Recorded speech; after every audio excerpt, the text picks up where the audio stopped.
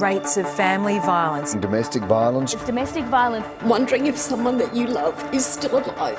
Victim of domestic violence. There's been more deadly gang violence in Sydney. We often hear about violent crime. His father was jailed for abusing the newborn.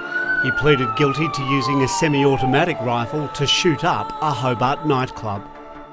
Not so much about the violence before the crime. He suffered a traumatic childhood, witnessing severe violence to his mother. His father was described as a violent alcoholic. As children, our parents or guardians are our role models.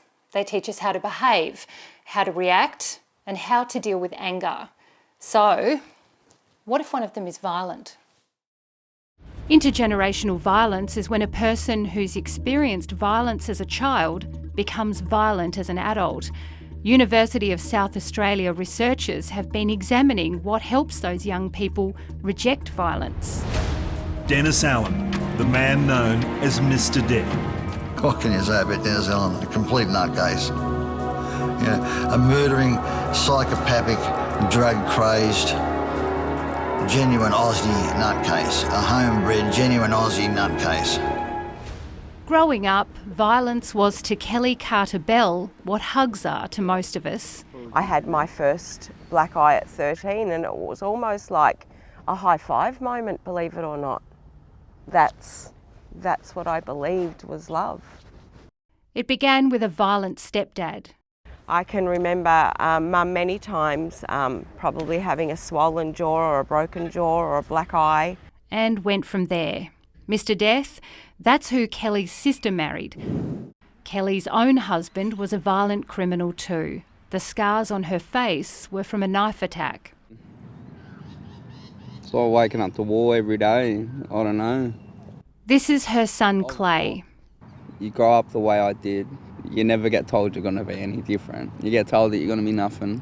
You think you're going to be nothing. You don't think you deserve anything. He started out on his dad's path, which landed him in prison. But he says he's a good dad and that Kelly helped him break the cycle. Mum was a good mum. There was a lot going on, but she was a bloody good mum.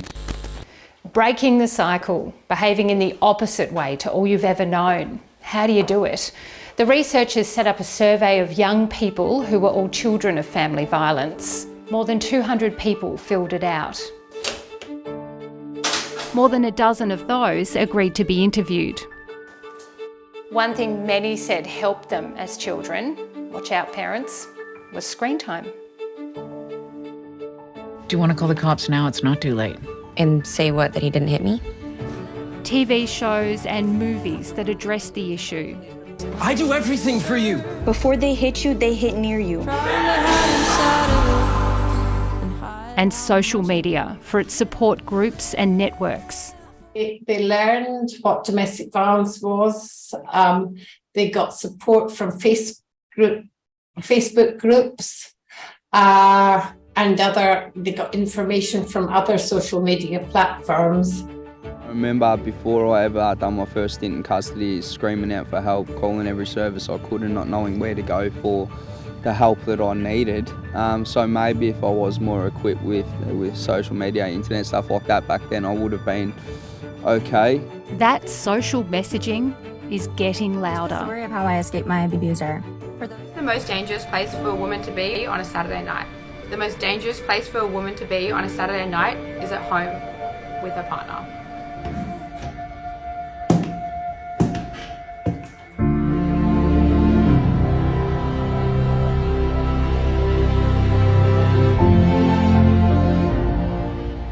One thing those surveyed said could have helped was education, finding out at school what a healthy relationship should look like. If they had had some information about relationships earlier on, then they felt that they would have recognised what was going on at home as not healthy. Many were wary of entering romantic relationships altogether. I don't think that's altogether a bad thing. They weren't going in blind. An easier, but perhaps lonelier way to break a tough cycle.